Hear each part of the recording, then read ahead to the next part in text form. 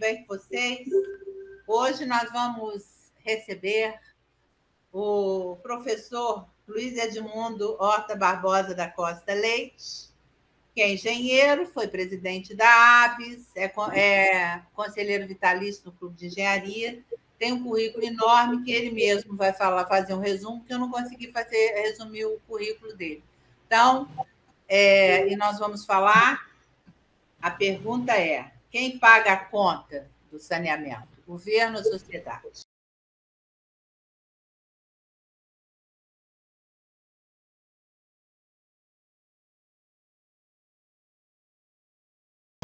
Boa tarde a todos. E eu fico muito satisfeito aí com esse convite. Realmente, eu gosto sempre de uma oportunidade para a gente refletir um pouco, né, sobre a nossa atividade profissional e também para ouvir as pessoas. Esse modelo que a Yara está começando hoje, ele dá a chance que hajam debates, e eu vou dizer com a maior sinceridade, eu sempre que participo de um debate, eu aprendo também. Quer dizer, apesar de ter sido professor durante muitos anos do Fundão, eu sempre disse isso, né? Quer dizer, ser professor é muito bom porque você está sempre sendo obrigado a estudar, a se atualizar e, além disso, a aprender, a ver coisas que você não percebia, coisas que não estavam muito óbvias e que, numa plateia, principalmente de jovens, né, aparecem como questões relevantes que a gente tem que, na hora, ou dar uma resposta ou procurar depois responder.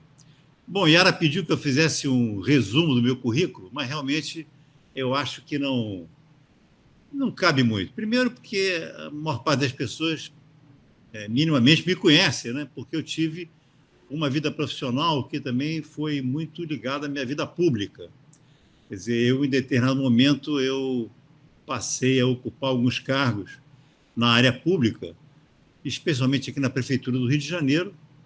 Depois eu tenho alguns órgãos do Estado e participei também de algumas situações do governo federal, além de ter uma atuação internacional ligada principalmente a muita consultoria que eu fiz para o Banco Mundial, para o BID, para a Agência Japonesa de Cooperação, etc. Mas, só para resumir, sim, e não cansar ninguém, eu diria o seguinte: originalmente eu me formei em engenharia mecânica e depois eu fiz um curso de engenharia ambiental nos Estados Unidos, onde eu tirei o mestrado. Depois estive na Universidade do Texas também, fazendo um curso de pós-graduação na área de poluição, especialmente ligada a baías e cursos d'água. E isso me deu um conhecimento realmente muito amplo. Isso estou falando sem querer, como é que se diz, tirar uma onda, né? Mas, na verdade, eu acabei conhecendo, trabalhando, de certa forma, em mais de 30 países aí pelo mundo, especialmente na América Latina, na Ásia e na África. Isso realmente fez com que eu tivesse uma boa experiência de vida profissional. E que, com isso, eu acabo tendo alguma, digamos, representatividade, né? ou capacidade de analisar e de criticar algumas situações, principalmente por conta dessa minha experiência. Agora, aqui no Brasil, eu tive experiência muito no serviço público, como eu falei, fui presidente da Conlurb, fui presidente da empresa de água de Petrópolis, depois eu trabalhei numa empresa de águas privada, concessionária, que é a Prolagos, em Cabo Frio, convidado até pelo nosso grande amigo Zé Luiz Alqueres, né? Ele que me chamou para ser o presidente da Prolagos. E foi, para mim, também uma experiência muito boa, porque realmente trabalhar como dirigente de uma empresa privada é completamente diferente do que de uma empresa pública, como é o caso da Conlurb, como foi o caso da CAIMP em Petrópolis. Então, que eu me recordo assim, de relevante, eu acho que basta isso. E, se for o caso, ao longo da conversa aqui, a gente pode até lembrar alguma outra passagem. Mas eu queria era realmente entrar no assunto, porque a Yara fez botou um título nessa conversa, eu achei muito muito provocativo, né? E que nos preocupa sempre a todos, né? A questão da água ser quem paga, né? A sociedade ou o governo. E acho que realmente é um tema importante, especialmente aqui no Brasil e, nesse momento, no Rio de Janeiro, que nós estamos aí iniciando um processo muito novo, né, de gestão de serviços de abastecimento de água e de coleta de esgoto por conta das concessões que foram feitas a partir de uma modelagem muito inteligente, né, achei muito criativo do BNDES, e que promete uma grande quantidade de atividades na área da engenharia, tanto na área de projeto, quanto na área da construção e depois na área da operação e manutenção. E é lógico que essa possibilidade dessa atividade muito ligada a nós engenheiros, ela também está ligada à questão da capacidade da população de pagar, e especialmente da população mais pobre, né? Da população que hoje não tem os serviços de água e de coleta e tratamento de esgotos. Isso por um lado. E, por outro lado, a questão também muito importante, que é a questão ligada à poluição dos recursos hídricos, e, no nosso caso, essa questão quase que secular já da poluição da Baía de Guanabara, né? Onde já foram feitas tantas promessas de se resolver, e até hoje nós estamos com uma situação muito precária, como é o caso também, de certa forma, melhorou, mas ainda é uma situação que não é ideal, que é o caso da Lagoa Rodrigo de Freitas e também de outros cursos, de outros corpos d'água importantes, como é o caso da Baía de Sepetiba, e de lagoas também litorâneas, né, como é o caso da Lagoa de Maricá, a Lagoa de Araruama, todas elas sofrendo a questão da poluição. Então, esse assunto realmente é um assunto que vale a pena discutir, inclusive porque, quem sabe, nós, engenheiros, podemos, através do Clube de Engenharia, ajudar a direcionar, digamos assim, esses grandes investimentos, mais de 30 bilhões, né, que estão previstos, para resolver tanto o problema de água, esgoto e poluição para toda a sociedade, como especialmente lidando com as camadas mais pobres, com o rebatimento importantíssimo que tem na saúde das pessoas. Então, essa abertura que eu daria, talvez, não sei, nesse modelo que a Yara bolou, se começaria com alguma pergunta ou se eu continuo falando, digamos assim, unilateralmente. Tá, então deixa eu explicar. A ideia é a seguinte: você vai fazer a exposição sem interrupções. Ao final, vai ser aberto, a gente abre para as perguntas, sendo que cada pessoa que quiser fazer pergunta se inscreve e pode perguntar por 30 segundos, para evitar que a pessoa faça uma redação ou tome a palestra, para dar tempo para todo mundo. E não cabe réplica nem tréplica, senão vira um debate individual. É uma tentativa, quer dizer, então a gente está sujeito a erros e tal, mas a palavra está com você, a palestra é sua e não tem tempo estipulado. Tá? A gente tem certeza que vai aprender muito e as dúvidas a gente tira ao final. Tá bom assim?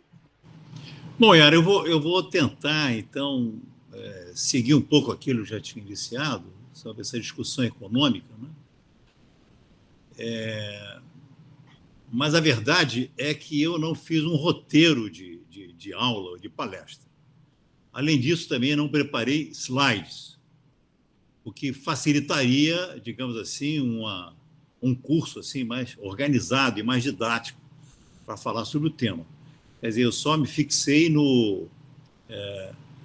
nesse título que você deu, que realmente já é provocativo o suficiente para debatermos o assunto, mas não exatamente dentro de uma linha de uma conferência magistral ou de uma aula, né? Mas já que estamos assim eu estou vendo aqui entre muitos amigos e colegas, eu vou restringir a minha participação para dar tempo da gente discutir e levantar alguns assuntos ao longo da conversa. E aí eu iniciaria dizendo o seguinte: em primeiro lugar, é que quando você pergunta se é o governo ou a sociedade que paga a conta, eu começaria dizendo que não é o governo. O governo não gera riqueza. Quer dizer, é sempre a sociedade. O governo não produz dinheiro. E quando produz, na verdade, o governo federal tem essa capacidade de emitir moeda, né? Mas a verdade é que quando também emite moeda de uma forma desastrosa, como muitas vezes acontece, e atualmente, de certa forma, está acontecendo, gera inflação e acaba que todo mundo paga por essa emissão. Ou seja, aquele dito que não existe almoço grátis, ele realmente se aplica, né, nesse caso integralmente. Quer dizer, o governo não.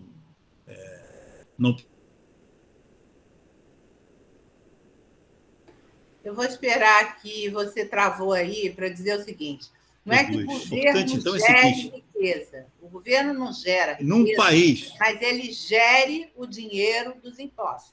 Então, esse dinheiro deve ser aplicado em saneamento. Pois ou, além desse imposto, a gente tem que pagar particularmente. Mas os impostos realmente são oriundos da atividade econômica e da atividade privada, muitas vezes, da sociedade. Então, isso que eu estou dizendo, ele administra os recursos da sociedade, mas ele não gera recursos. Agora, nós temos um país onde existe uma iniquidade brutal, quer dizer, uma diferença de renda que é uma das maiores do mundo. Quer dizer, basta dizer, existem muitas maneiras de você observar isso, mas uma que me ocorre agora, por exemplo, é saber que metade da população brasileira, metade, ou seja, mais de 100 milhões, tem uma renda menor que 2 salários mínimos. Quer dizer, esse número que é tão simples da gente apreender mostra essa brutal iniquidade. Então, o que acontece? O que acontece é que existem muitas situações onde o governo ele pode promover uma distribuição de renda, pode promover uma transferência de renda através, por exemplo, da cobrança de serviços de água e tratamento de esgoto, como ocorre em outras circunstâncias. Quer dizer, ele pode fazer uma administração dos preços de tal forma que essa iniquidade fique, digamos assim, amortecida, ou que fique, de certa forma, reduzida. E isso é importante, principalmente porque, no caso específico da água, a água é um bem comum, né? A água é um bem público. A água é importante porque é considerado um direito humano. E, então, é obrigação também do Estado de fazer com que todas as pessoas, de alguma forma, possam aproveitar esse bem comum, que é fundamental à vida e fundamental à saúde. Isso para não falar de outras questões do uso da água, que são importantíssimas, mas a começar pela saúde humana. Então, essa questão de você distribuir os custos, distribuir o custos da tratamento e distribuição da água e depois da coleta e tratamento de esgoto são importantíssimos serem administrados dentro dessa lógica de fazer com que todas as pessoas possam, de alguma forma, se apropriar disso. Quer dizer, quando a gente diz que a água é um bem da sociedade, um bem da natureza, realmente é verdade. As pessoas podem captar água, eventualmente, né, do rio, numa quantidade necessária para o seu consumo, que geralmente não é muito, né, é pequeno em relação à quantidade de água que existe na natureza, ou eles podem também obter água subsolo, eventualmente, em pequenas quantidades, e isso seria, digamos assim, gratuito. Agora, você captar grandes quantidades, tratar de uma maneira que fique compatível com o uso humano e distribuir para chegar na torneira das pessoas, aí já gera um bem econômico, como é o caso, por exemplo, da água engarrafada. Quer dizer, ninguém imagina que vai poder chegar no supermercado e pegar uma garrafa de água mineral, né, de boa qualidade, tratada, sem pagar nada, porque a água é um bem comum. Quer dizer, aí, no caso, tem todo o trabalho que é ligado a essa atividade industrial. Então, é diferente, né? Você tem que olhar por esses dois prismas aí, de bem econômico e de direito. Então, como garantir o direito numa sociedade tão desigual? Essa que é a questão fundamental. E essa que é a questão que faz com que nós aqui, eu estou vendo aqui os amigos aqui participando da nossa live, nós tenhamos na nossa casa a água, né, na nossa torneira, a um custo muito baixo, em geral tão baixo, que as pessoas nem sabem quanto pagam de água.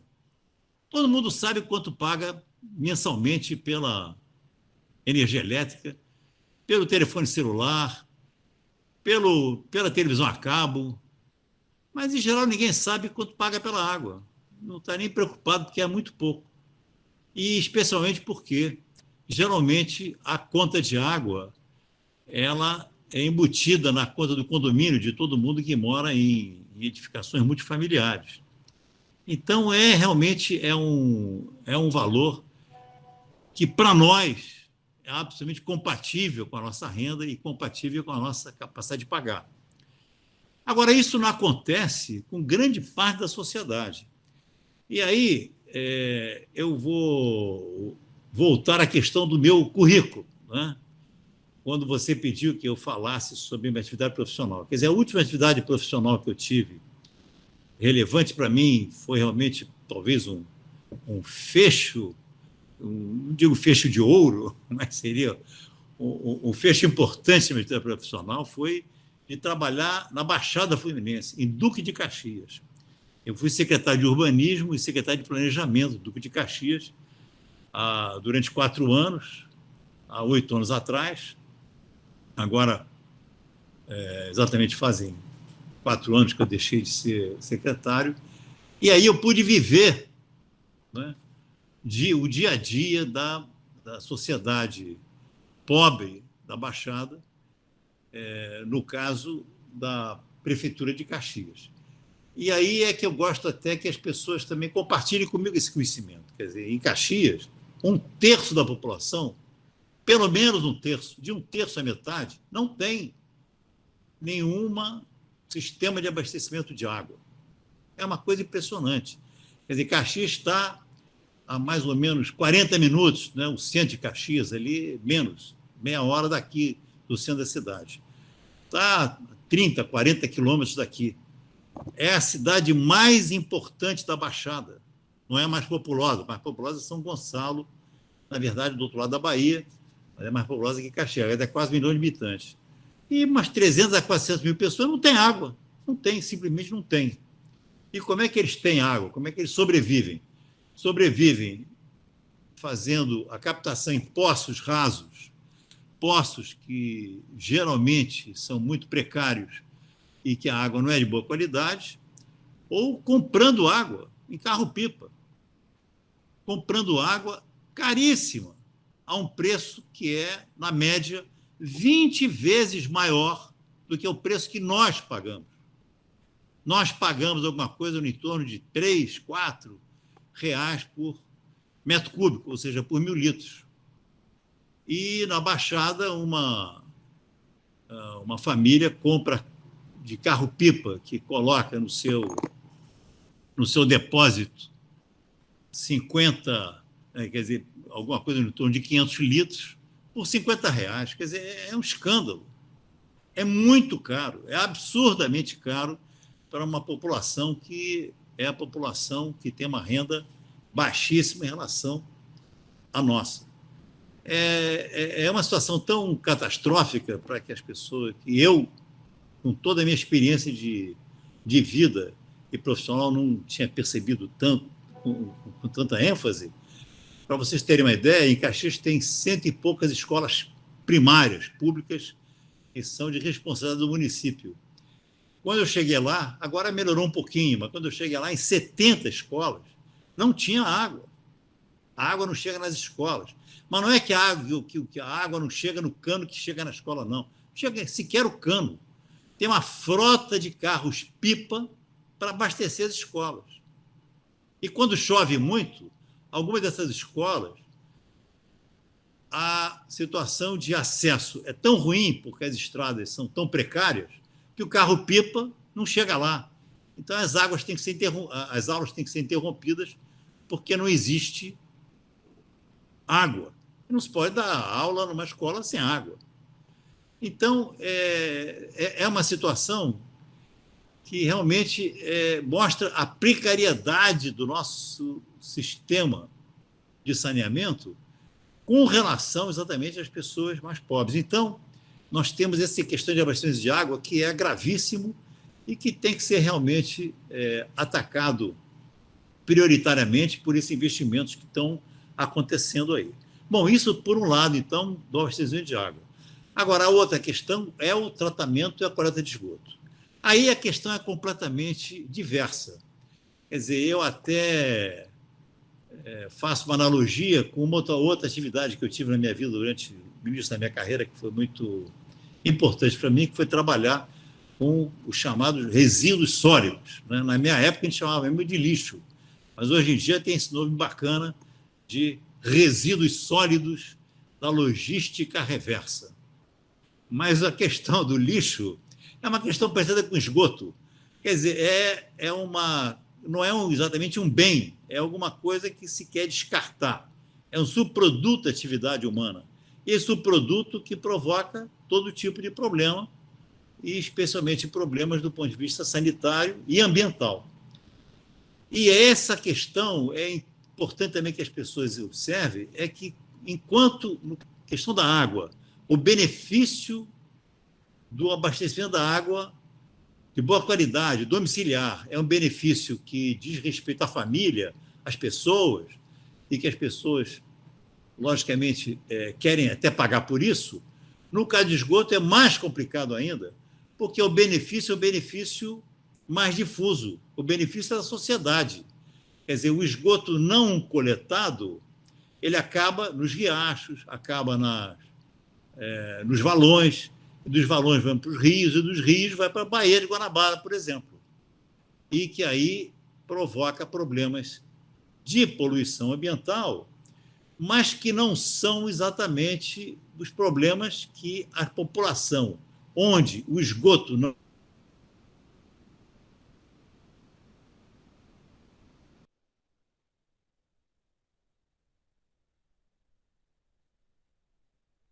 é,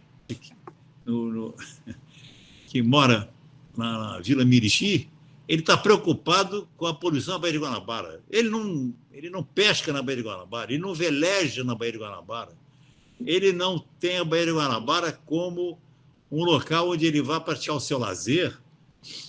Então, não é uma coisa que ele esteja disposto a pagar, mesmo se ele tiver recurso, porque ele não vê nenhum benefício naquela questão de você tratar o esgoto. Existe, lógico, a questão do esgoto na porta das residências. E, para isso, o que essas comunidades sempre querem pedir prioritariamente é fazer uma breve canalização para levar o esgoto da frente da casa deles. Como é o caso do lixo também.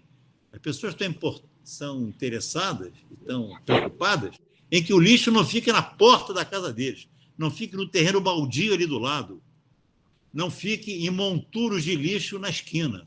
Mas, a partir daí, não é mais uma questão que seja, digamos assim, importante para essas pessoas que lutam com o dia a dia muito difícil e que eles não estão dispostos a pagar. Então, quando a gente chega aí, voltando à pergunta original aí do tema da palestra, que é quem paga, aí, nesse caso, realmente tem que haver uma repartição de contribuições aonde as pessoas que têm mais capacidade de pagar e que são as mais beneficiadas por essa, digamos assim, esse aprimoramento ambiental, essa melhoria que diz respeito a toda a sociedade, é um melhoramento mais difuso, seja apropriado por todos, e principalmente por aqueles que têm mais capacidade de pagar. E aí então é que vem a questão de como fazer essa repartição, como é que se estabelece uma política tarifária para que isso ocorra de uma maneira equitativa, e equitativa do ponto de vista, como eu falei, da necessidade e da capacidade que as pessoas têm de pagar. Eu tenho até uma fórmula, né, que eu divulguei algumas vezes, mas até hoje ninguém quis levar isso adiante, e seria exatamente o seguinte, quer dizer, para as pessoas que têm uma renda muito baixa, e isso hoje em dia é fácil, inclusive, de se estabelecer, porque a partir das políticas sociais, né, que vem lá do governo Fernando Henrique, que foram aprofundadas no governo do Lula e da Dilma, existe o chamado CAD único, né, esse cadastro único que estabelece as condições para que as pessoas tenham uma ajuda, ou da Bolsa Família, ou agora do Ticket Gás, etc. Essas pessoas elas teriam, digamos, direito a receber cerca de 15 metros cúbicos de água mensal na sua residência. Alguma coisa no entorno de 500 litros por dia, que isso seria o mínimo necessário para satisfazer as necessidades mínimas. A partir desses 500 litros, sim, é que haveria uma cobrança de uma tarifa compatível, uma tarifa baixa, mas que as pessoas pudessem pagar. Mas, de qualquer forma, com 500 litros por dia, essa necessidade teria satisfeita. Então, e por que é importante que haja isso? É importante porque a maneira que as pessoas pobres têm de obter água encanada, de obter água de boa qualidade, não tendo capacidade de pagar, é o famoso gato. Quer dizer, elas obtêm a água ilegalmente. E isso de uma maneira absurda. Na Baixada, isso é mais do que 50%. Quer dizer, as pessoas obtêm isso com ligações clandestinas, diretamente, muitas vezes, da própria adutora, e isso é muito ruim. É muito ruim, primeiro, que a pessoa que obtém uma água e não paga, não é uma questão só financeira. Se ela não paga, ela desperdiça. Se ela não paga e tiver uma torneira vazando, a torneira vai ficar vazando eternamente. Ela não vai gastar dinheiro chamando um bombeiro para consertar a torneira. Ela vai usar a água para lavar a calçada, para, entendeu? Lavar a casa inteira, o dia inteiro, e não vai ficar preocupado em nenhuma economia. Então, é importante que todas as pessoas tenham a sua conta, tenham o seu hidrômetro e que paguem. E, no caso das pessoas que não podem pagar, que tenham essa cota, digamos, de 500 litros por dia, que seriam 15 metros cúbicos por mês, e seria gratuito. Porque se a pessoa realmente tiver uma tarifa baixa, inclusive, e for cobrada delas uma quantidade de água pequena, numa tarifa baixa, acaba que é um valor muito pequeno que não justifica nem o trabalho da cobrança e o trabalho de toda a leitura de hidrômetros e emissão de contas, depois fiscalização, eventualmente corte da água de quem não paga, etc.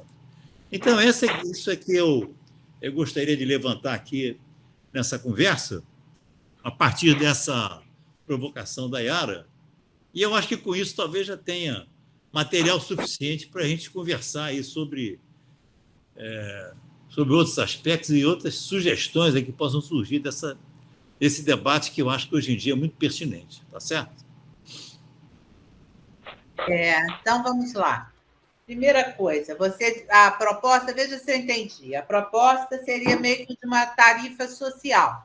Então, ela começaria a contar a partir de 15 metros cúbicos de água por mês para cada família. E o esgoto, como é que faz? Quem trata? Porque o esgoto é o lado ruim, ninguém quer tratar esgoto. Então, como que é feito? Como que seria feito o esgoto? Antes da Você gente... lembrou bem, o esgoto ele tem uma questão. Bom, a primeira questão é que, e eu gostaria também de trazer isso aqui ao à nossa plateia, é que eu trabalhando em Caxias, eu descobri que em Caxias não tem 1 metro de rede de esgoto. Não tem. Não tem. O que existe, eventualmente, são casas ligadas à rede pluvial. Mas ligada à rede de esgoto, não tem. E isso pode ser verificado, inclusive, se você analisar qual é o faturamento da cidade de esgoto em Caxias. Praticamente não existe. Não existe faturamento é porque não tem. Tá certo?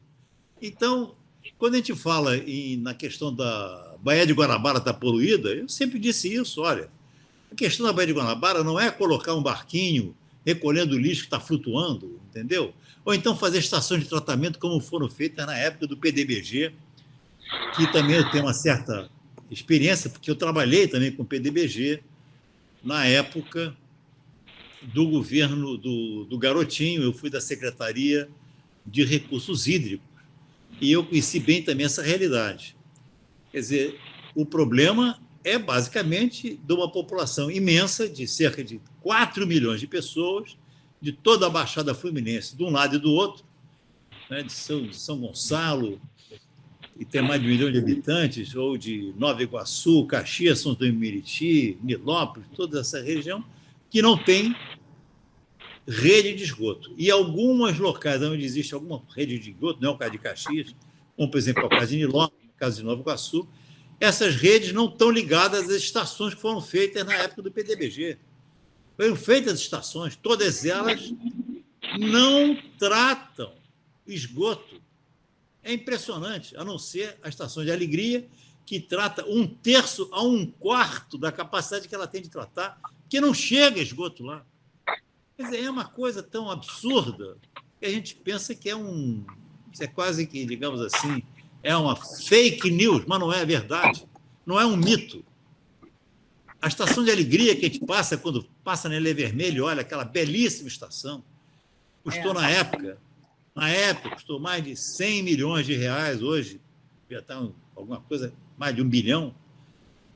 Ela trata 1/4 da capacidade que ela tem de tratar.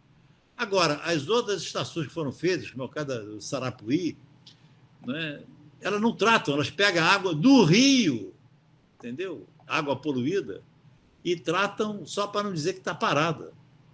Então, não tem rede. Então, a primeira questão é implantar as redes. Além de implantar as redes, tem também uma política de financiar ou até de fazer com que seja não só compulsório, mas que seja obrigatório e grátis a ligação das casas na rede de esgoto. E em muitas situações de comunidades mais pobres, a rede de esgoto ela passa na frente das casas, mas as pessoas não ligam o seu esgoto na casa. Por quê? Porque a pessoa tinha dado, aquela família tinha dado uma solução, digamos, improvisada, de fazer uma fossa, ou de jogar num riacho, ou jogar num valão atrás da sua casa, e ela não está disposta a quebrar a casa inteira, gastando um dinheiro que ela podia utilizar em outra coisa que mais interessasse a ela, como comprar, por exemplo, uma geladeira, ou comprar uma televisão de tela plana para os filhos verem televisão, do que gastar aquele dinheirão para ligar a rede na televisão. Me recordo até que uma vez, numa comunidade muito pobre, eu vi uma situação dessa e eu perguntei a uma senhora, vem cá, a senhora tem aqui, eu estou vendo que tem uma geladeira velha que não funciona, mas a senhora tem uma televisão relativamente boa, como é que pode isso? Ela falou, meu filho, a televisão é que me salva, porque eu não tenho nada para botar na geladeira, nada. E com a televisão ligada, pelo menos meus filhos ficam entretidos vendo a televisão, entendeu? E não fica me pedindo o tempo todo comida. E eu não tenho que botar na geladeira. Então a televisão me salva um pouco, porque as crianças, digamos assim, ficam um pouco digamos assim, satisfeitas vendo a televisão em vez de ver e ficar reclamando que não tem comida. Agora, vejam vocês que situação dramática que a gente muitas vezes nem percebe. Bom, então a primeira questão é essa: fazer rede de esgoto e financiar, pagando, né, essa ligação da rede de esgoto nas residências, que exige sempre uma obra minimamente que tem um certo custo e muitas vezes até tecnicamente um pouco complicado. Nós verificamos, por exemplo, em muitas comunidades em São Gonçalo, na época do PDBG, isso também as pessoas geralmente não percebem, onde as casas elas ficam numa soleira inferior à soleira da rua, quer dizer, numa cota, aonde não se permite levar o esgoto por gravidade para a rede de esgoto. Ele pode correr para trás da residência, pode correr para uma fossa, mas não corre para a rede, que tem que ser colocada numa posição de uma cota adequada pela norma técnica. E aí, como é que faz? Então, você tem que dar soluções, muitas vezes criativas, fazer uma rede por trás das casas. Quer dizer, não é uma coisa muito simples, porque as casas são feitas, aproximadamente cada 10 casas que são feitas na Baixada, umas pelo menos 8 até 9, elas são feitas ao arrepio de qualquer licenciamento. Não tem, lá não existe esse assunto de CREA, de licenciamento, de ART, ninguém ouviu falar, ninguém conhece. Entendeu? Isso é uma coisa até um pouco misteriosa. Entendeu? Eu me lembro que eu tentei fazer um trabalho com CREA grande lá, para que as pessoas passassem a licenciar suas habitações, mas realmente é muito difícil, porque as pessoas têm tanta dificuldade de comprar o saco de cimento, de comprar o vergalhão, de comprar areia. Como é que eles vão? Ele falava para mim: doutor, como é que eu vou pagar 3, 4 mil reais no dinheiro para vir aqui fazer uma planta e assinar a planta para mim? Eu sei fazer a casa. Eu tenho meu tio aqui, que é mestre obra, ele sabe construir. Pô. Como é que você vai querer que eu gaste o dinheiro que ia comprar o meu material aqui, duras penas aqui, para pagar um engenheiro? Não dá, não dá.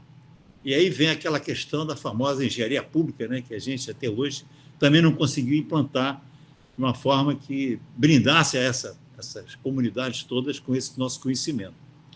Bom, então, essa questão é importante que seja atacada para que o esgoto vá para a rede e da rede vá para as estações, que em boa parte já existem.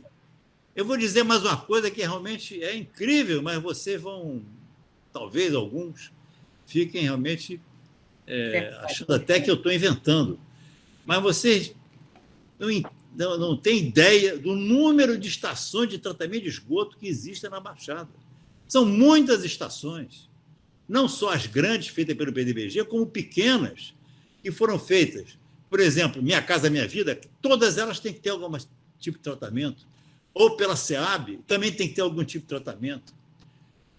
Ou essas estações, muitas vezes, são feitas por as famosas emendas parlamentares.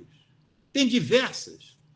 E essas emendas parlamentares, elas colocam dinheiro na prefeitura, a prefeitura faz a estação, inaugura, e depois também não tem rede, não tem esgoto.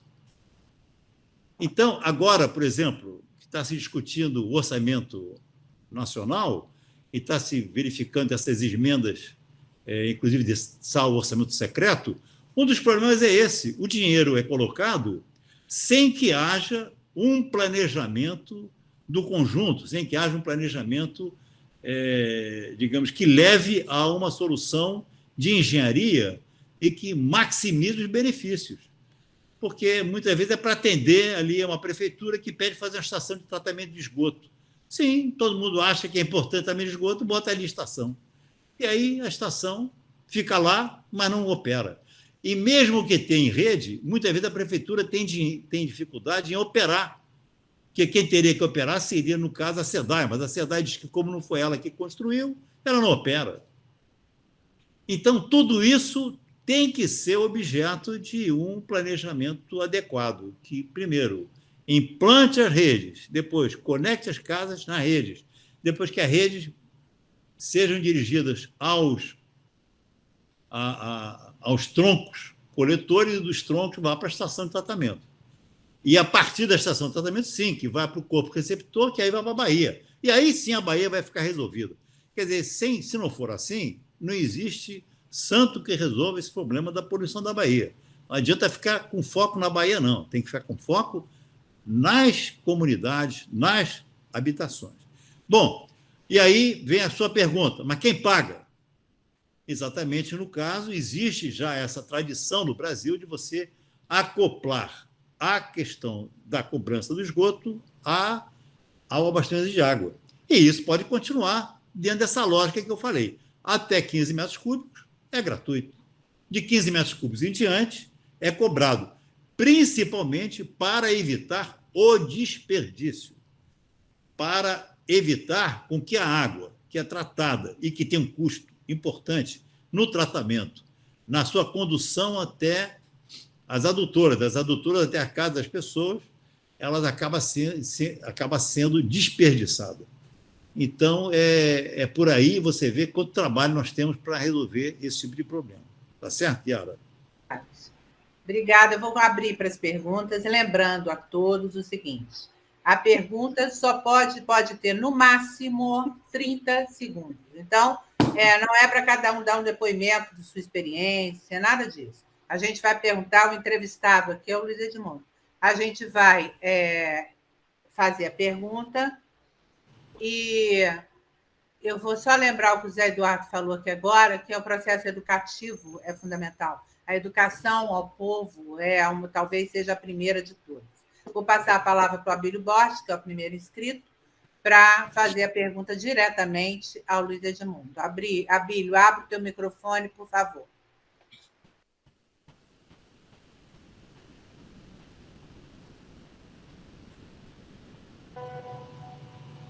O microfone está fechado, ninguém está te ouvindo.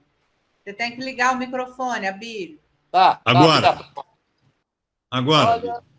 Olha, os deputados falam 10 horas antes de fazer a primeira pergunta. Você me dá 10 segundos, pô. Não dá.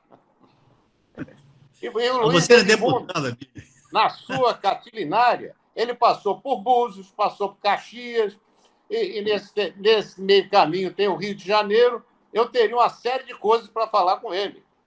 E que, evidentemente, fica difícil. Uma pergunta. É proibido tirar fotografia do lixo? Não. Hã? Não. Não. Mas, em Búzios, o meu filho Mário, que vocês conhecem, estava fazendo trabalho lá, chegou na porta lá do lixo, não deixaram tirar fotografia. Então, o que eu vou achar disso? Mais nada, né? Aí, desculpa, mas não é uma coisa que tem que ser feita. Essa reclamação é a Prefeitura de Búzios, né? Porque aqui ninguém tem poder. Olha, não adianta. Vou reclamar agora, vou falar agora que o Luiz Edmundo foi de Búzios. E os mesmos problemas que nós temos lá é da época dele. Até eu fiz algumas perícias para Via Lagos. Então, sei disso também. O Luiz Edmundo foi de lá e até hoje o esgoto não está. A gente gasta um dinheiro do cacete esperando o esgoto e não chega. Paga água lá cara e não chega. A água chega agora porque eu gastei uma fortuna em caixas d'água. Agora, vocês me pressionam, não dá nem para eu falar. Ô, Luiz Edmundo, o que é que você acha? Então, agora vamos a uma pergunta válida. Eu tenho um prédio e ficou vazio. Metade dele está vazio. E o condomínio está por um absurdo, porque a SEDAI cobra de quem não usa. E fica quase difícil pagar isso. Eu estou querendo comprar, eu te vendo uma sala, porque eu não tenho condições de ficar pagando sala, porque eu não uso a água, e a água do condomínio é violenta. Pagam por 20 salas, a SEDAI cobra e não se usa. Abílio, eu vou te cortar, porque a pergunta é: o saneamento, quem paga a conta? O governo ou a sociedade? Então, esse é o tema vai da responder que não resolve isso. Tá. Não resolve isso. Quem paga a conta é sempre a sociedade. Quem paga é sempre a sociedade. Desculpa. Mas quem deve pagar? Foi esse o motivo? Então eu pergunto a ele se o síndico lá, ele quer encher aquilo de caminhões e jogar na rua de água, para jogar à vontade, porque não consegue conversa. Mas não já tem conversa 4 com a minutos, autoridade. 30 Nós estamos segundos. falando só daquele que precisa, mas do mais precisado sou não eu, vai nós falamos. funcionar. Assim Entendeu? não vai funcionar o modelo. São 30 segundos para fazer a pergunta. Eu já fiz. De acordo com o tema, não é fora do tema. Vamos lá, Luiz Edmundo, responda. Ô, Yara, eu acho que essa pergunta do Abílio é muito boa, porque me dá a chance exatamente de entrar nessa questão da repartição dos custos. É muito... Eu poderia falar muito aqui sobre a questão também de como eu aprendi quando eu fui o primeiro presidente da Prolagos. Eu fui só da Prolagos durante 2 anos, só durante a implantação. E de lá para cá, já tem mais de 20 anos essa concessão, eu não poderia responder sobre outras questões. Mas o que eu poderia primeiro dizer para o Abílio é: Abílio, eu não estou fazendo uma catilinária. Cosquetando em catilina, abutere, paciência nostra. Quer dizer, parece que as pessoas estão tendo que ter paciência para ouvir o que eu estou falando. Não é catilinária. Eu estou. Espero que perfeitamente, Edmundo. Não é catilinária. Não, sinceramente não é. Agora, eu diria o seguinte: no caso da região dos lagos, isso é muito interessante, Yara. O que acontece na região dos lagos? Eu vou contar para vocês a minha experiência, vou tentar resumir, porque ela é muito educativa e muito, muito interessante. A região dos lagos, quando foi implantado lá essa concessão, ela é interessante, primeiro porque em Búzios não chegava uma gota d'água, não tinha uma gota d'água, era só carro-pipa, só carro-pipa. Os carro-pipa, no verão, eram caçados, as pessoas iam de carro atrás de carro-pipa e pagavam mais do que a pessoa que tinha contratado o carro-pipa para ter aquele... Pagava 500 mil reais para um carro-pipa para poder ter alguma água, não chegava uma gota. Por quê? Porque a adutora que ia de Cabo Frio para Búzios e que passava no Jardim Esperança, ela foi toda ela vandalizada para abastecer o Jardim Esperança. Então, não chegava uma gota. Existia uma estação de elevatória, ainda ali na fronteira entre Cabo Frio e Búzios, que foi desativada, porque não chegava uma gota d'água. E aí foi necessário fazer uma outra adutora que vai pela estrada que atualmente se usa para chegar a Búzios e não passa em comunidade nenhuma, que é para evitar exatamente essa vandalização da adutora. Então, começa por aí, não chegava uma gota. E por que não chegava uma gota? Talvez até a questão do esgoto não fosse tão complicada, porque era tão pouca água que você produzia pouco esgoto e o esgoto era colocado em fossas que mais ou menos absorviam o esgoto. Bom, então essa é uma questão. Agora, qual foi o questão sério tarifário da região dos lagos? É porque lá existe uma grande sazonalidade, ou seja, o consumo de água no verão, e o verão lá vai desde o Natal até depois do Carnaval, não são 3 meses, é menos do que 3 meses, dependendo da época que cai o Carnaval. Que, aliás, é uma coisa interessante, né? Porque o Carnaval é uma data móvel, né?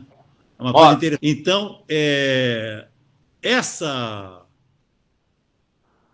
situação fazia com que você tivesse que investir muito em adutoras, em tratamento, em elevatórias, para satisfazer a demanda do verão, que é de 4 a 5 vezes mais do que a demanda da época normal.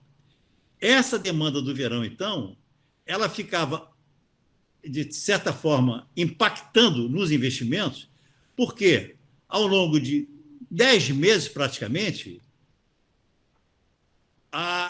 o sistema era ocioso. Essa ociosidade existia, por quê? Porque ele foi feito para atender o pico, e o pico eram esses 60 dias, no máximo, 70 dias do verão. Quem tem que pagar por essa ociosidade? Quem tem que pagar por essa ociosidade é exatamente as pessoas que se beneficiam de ter água no verão, que são as pessoas que têm mais capacidade de pagar.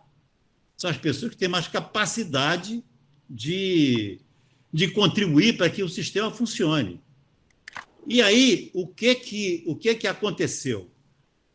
Para justificar uma tarifa diferenciada para o verão, na época, quem modelou a tarifa foi até uma pessoa muito querida nossa, do Clube de Engenharia, que foi o McDowell. O McDowell, que conhecia bem essa questão tarifária da área de transporte, ele bolou um sistema que era muito interessante. Como é que era esse sistema? Em vez da pessoa, da conta d'água, ela ser cobrada em função do consumo, chamado consumo mínimo, não é? Que é o caso que o Abílio está reclamando, que é a cobrança que é feita pelo serviço estar à disposição, as pessoas não pagavam só aquele valor fixo, que é o que nós pagamos aqui na conta tradicional da SEDAI. Quer dizer, se você não tiver consumindo nada, você paga porque o serviço está à sua disposição. Você não está usando porque você não quer, porque não precisa naquele momento. Mas, na verdade, existe, o serviço está lá à sua disposição. Então, esses 15 metros cúbicos, geralmente é 15 metros cúbicos, eles têm que ser pagos de qualquer forma. Mas lá na região dos lagos, o que o McDowell bolou foi o seguinte: em vez de 15 metros cúbicos, ele teria que pagar 60% da tarifa média anual. Por quê? Porque para quem mora em Cabo Frio, quem mora em Búzios, quem mora em São Pedro, quem mora em Arraial, isso não faz diferença, porque a variação do consumo no verão não é muito grande. Então, ele vai pagar exatamente aquilo que passa no hidrômetro. Agora, para aquelas pessoas, como é o nosso caso, nós vamos lá só no verão, às vezes temos uma bela casa, né, com piscina, leva para lá a família inteira, tem empregado, tem cachorro, papagaio, aquele negócio todo, gasta uma boa quantidade de água no verão, ao longo do resto do ano, às vezes nem vai lá, fica 2, 3, 4 meses lá, sem ir lá. Quem consome, às vezes, é só ali o caseiro, com a mulherzinha dele ali, que mora ali numa casinha ali no canto, né, do terreno dele, só o caseiro que gasta. Então, ele pagaria o mínimo. Mas aí não é justo. Então, por conta disso, o McDowell bolou esse sistema. Quer dizer, a pessoa paga, digamos assim, R$ 500 em janeiro, paga R$ 500 em fevereiro. Ele paga feliz, porque a alternativa dele seria comprar em carro-pipa uma água que ele nem sabe se é boa, tem que correr atrás, tem que ter bomba, etc. Então, ele paga numa boa, porque ele está gastando muito mais na casa dele ali de verão. Aí, quando chega em abril e maio, ele não foi lá. Aí a conta dele, em vez de cair para R$ 20 ou R$ 30, ela cairia para 60% dos 500, ou seja, ele tem que pagar 300. Tá certo? É socialmente justo, é tecnicamente correto, é uma repartição de custos, exatamente daquela linha que eu falei. As pessoas podem pagar. Ela tem uma casa e não vai lá. Ele tem tanta grana que ele não precisa ir lá. Ele pode deixar aquela casa lá parada. Então, ele pague, porra, porque no verão ele vai ter água de boa qualidade e relativamente barata. Aí, o que aconteceu? Na primeira cobrança que houve exatamente uma revolta do pessoal que tem acesso ao jornal, que tem acesso ao Ministério Público, que tem acesso ao juizado de pequenas causas, e entraram na justiça questionando esse item do contrato. E venceram, e essa cobrança caiu. E essa cobrança caiu de tal forma que inviabilizou a economia da Prolagos. Bom, os portugueses que estavam lá na época, tão felizes, porque eles estavam adorando morar em Búzios, estavam adorando frequentar o golfe lá do Modiano, adorando passear de lancha, tomar banho na Praia do Forte, eles tentaram segurar isso durante mais uns 2 anos, que era exatamente, o Abílio deve conhecer, a EPAL, a Empresa Portuguesa das Águas Livres. Não é isso? Mas depois de 2 anos, a própria EPAL foi desestatizada lá em Portugal e eles realmente conseguiram passar adiante e houve depois aí um acerto de tarifário, que aí eu não vou entrar no mérito, porque aí dá muito trabalho falar sobre esse assunto todo aqui. Mas a verdade é que esse primeiro movimento, para mim, foi interessantíssimo, porque demonstrou uma inovação que o McDowell bolou muito interessante, que era tecnicamente justificável e socialmente justa.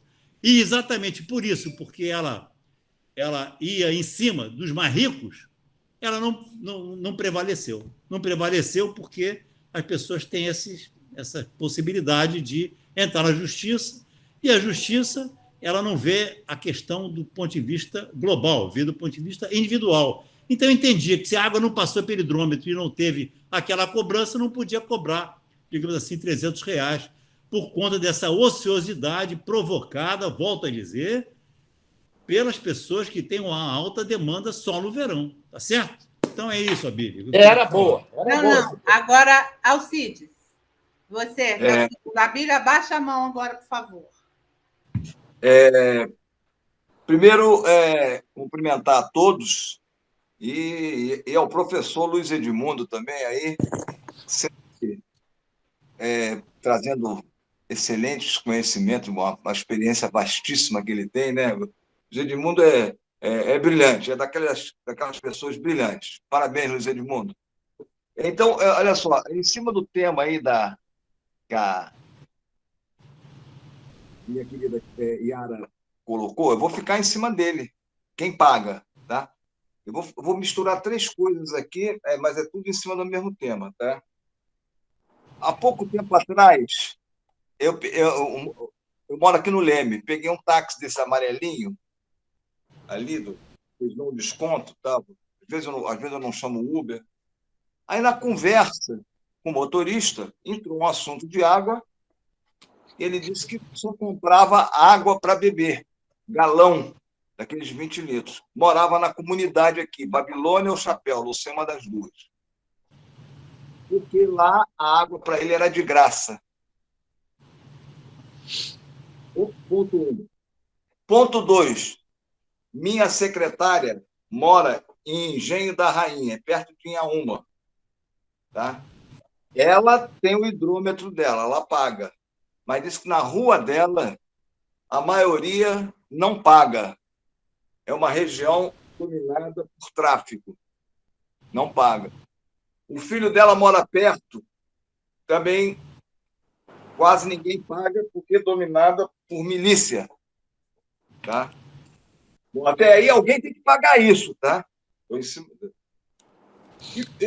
E por último, no início da apresentação do Luiz Edmundo, ele chegou a mostrar um elogio à privatização aí da SEDAI, que sempre para mim foi uma coisa muito discutível, até porque, até onde eu sei, algumas experiências na Europa de empresas nessa área de saneamento que foram privatizadas voltaram a ser estatizadas. Eu tive essa informação.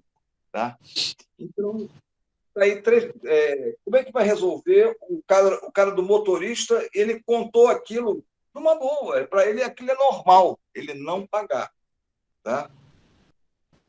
Na minha secretária, é normal o pessoal lá não pagar por causa do tráfico do filho dela, por causa das milícias. Tá? E, por último, esse entusiasmo do Luiz Edmundo, que pelo menos passou para mim aí, com essa privatização, tendo em vista que tem esses problemas que eu mencionei antes, tendo em vista que na Europa já se começa a estatizar empresas de saneamento. Bom, Cides, a questão, quer dizer, a primeira questão, que realmente complexa, é como fazer todo mundo pagar, não é? Por isso é que eu estava advogando esse sistema, que até 15 metros cúbicos a pessoa não deve pagar. Porque o não pagar não é questão só financeira, como eu falei, é a questão do desperdício. Se a pessoa não paga, ela desperdiça. E isso realmente não deve ser, isso está contra qualquer racionalidade do ponto de vista da engenharia. Agora, como é que isso vai ser feito? Isso vai ser um trabalho que as concessionárias vão ter que enfrentar. E possivelmente, em algumas situações, existem possibilidades de fazer isso, e tem algumas experiências bem-sucedidas. Uma que eu vou até citar aqui, que eu acho muito boa, é a do professor Gerson Kelman. Ele foi presidente da Sabesp e ele conseguiu implantar o sistema de pagamento para as comunidades pobres em São Paulo e em muitas comunidades. Mas dentro dessa linha, quer dizer, de fazer com que as pessoas paguem dentro da sua capacidade de pagar. Porque exatamente o que as pessoas mais pobres elas têm como, digamos, saída para esse drama de não ter água é ter água gratuitamente através de ligação clandestina. Entendeu? E a própria tradição da SEDAI era aquela de não interferir com isso, né? Acha que isso estaria dentro de uma linha social e que essa linha social era justificável. Mas eu acho que realmente isso é uma política do avestruz, né? Você não querer ver o problema e achar que o problema não existe. Agora, a questão você falou da privatização, que eu fiquei entusiasmado, não é bem isso. Bom, em primeiro lugar, eu quero dizer que toda a minha vida eu trabalhei com o serviço público, né? Seja no município, né? Durante muitos anos na Conlurb, seja em outros municípios, como o caso de Petrópolis, e também como secretário de Estado no Estado do Rio de Janeiro, na Secretaria de Recursos Hídricos, na Secretaria de Ciência e Tecnologia, etc. Então, o único momento que eu trabalhei com atividade privada foi exatamente nessa concessão lá que foi implantada na região dos lagos. E o que eu diria é o seguinte: em primeiro lugar, essa questão da Europa é o seguinte: a nossa situação é completamente diversa, porque a nossa situação, primeiro, tem essa brutal iniquidade que a gente reconhece que existe e que tem que ser, de alguma forma, resolvida. E, para isso, você tem que ter realmente inovação, tem que ter muita determinação para sair com soluções criativas e que sejam racionais. A outra questão é que essa nossa questão aqui é que precisa de investimentos brutais, né? Coisa que também não ocorre na Europa. Na Europa, os investimentos já foram feitos, todo mundo tem água, todo mundo tem esgoto, todo mundo tem tratamento de esgoto. É só uma questão de operar e manter a operação funcionando. Não tem que investir. Quer dizer, aqui no Brasil, 5 bilhões só essa concessão do Rio de Janeiro.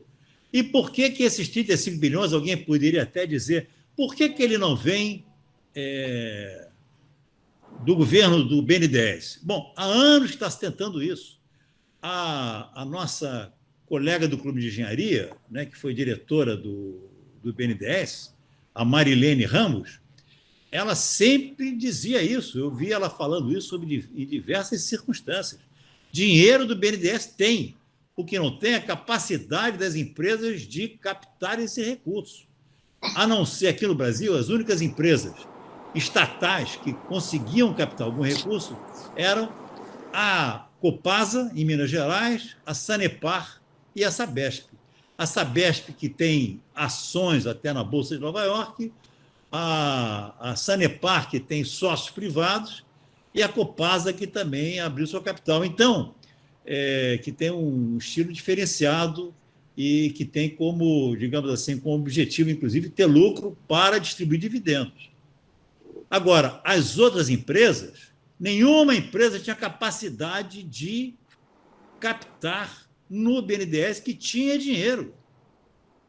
E aí, para você captar recursos para fazer esses investimentos, porque água e esgoto é uma atividade de capital intensiva, não é que você, como é o caso da limpeza urbana, onde os maiores custos são na operação, não. Depois do sistema implantado, a operação ela não tem um grande custo. O grande custo é exatamente o do investimento. É igual de uma usina hidrelétrica, o maior é investimento.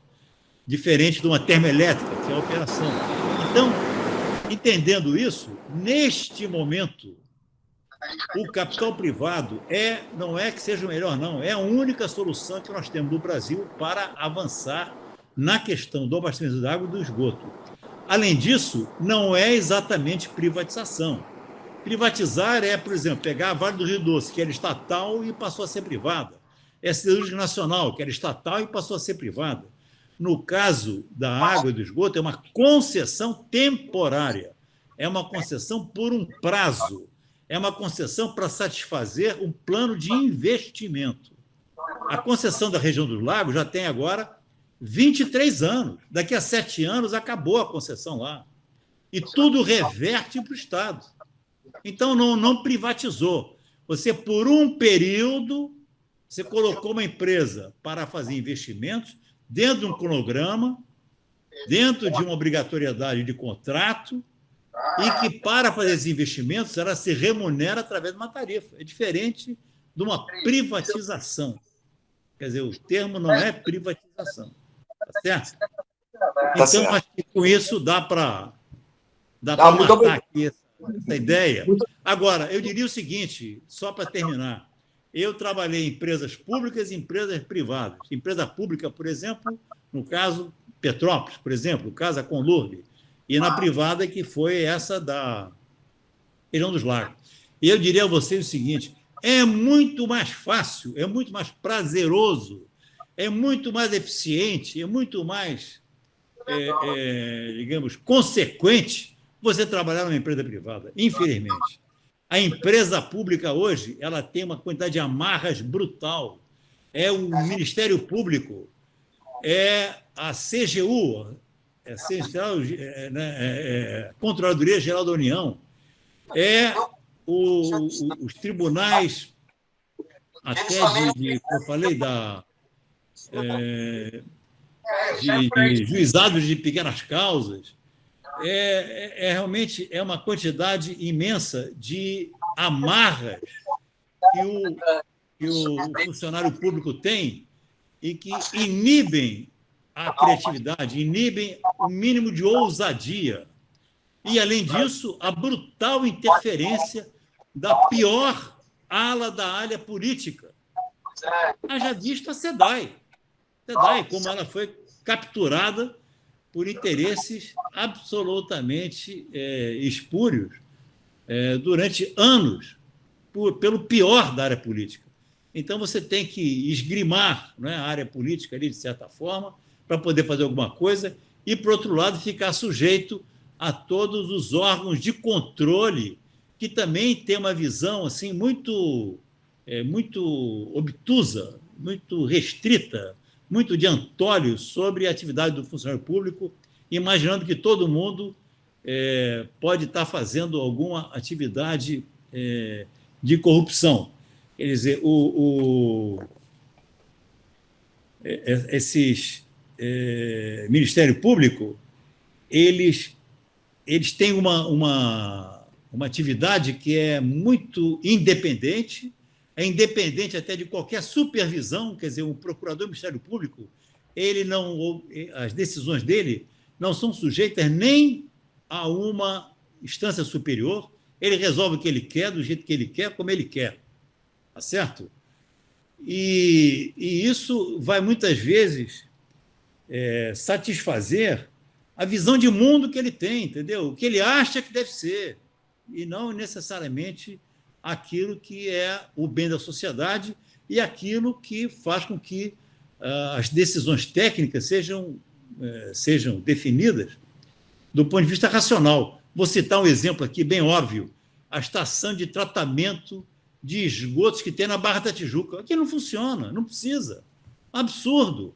Existe um emissário na Barra da Tijuca que as pessoas nem sabem que o emissário existe, tão bem que ele funciona, tão bem que o esgoto é diluído e é tratado naturalmente pela biota marinha, mas tem uma estação de tratamento lá que não funciona para nada.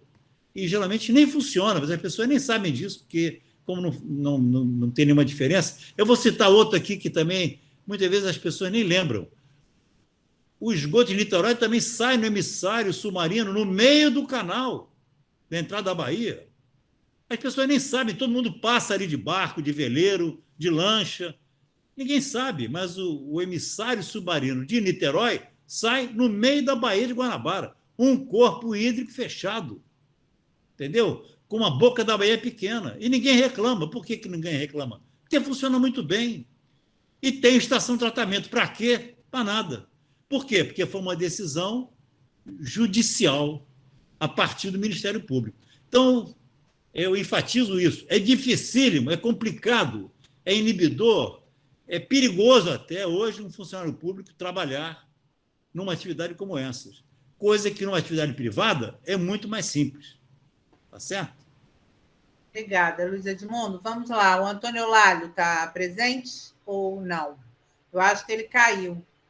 Então, vou passar para o professor Jorge Rios. Ele voltando, a gente dá a palavra para o Antônio Lálio depois. Vamos lá, professor Jorge Rios. Boa tarde.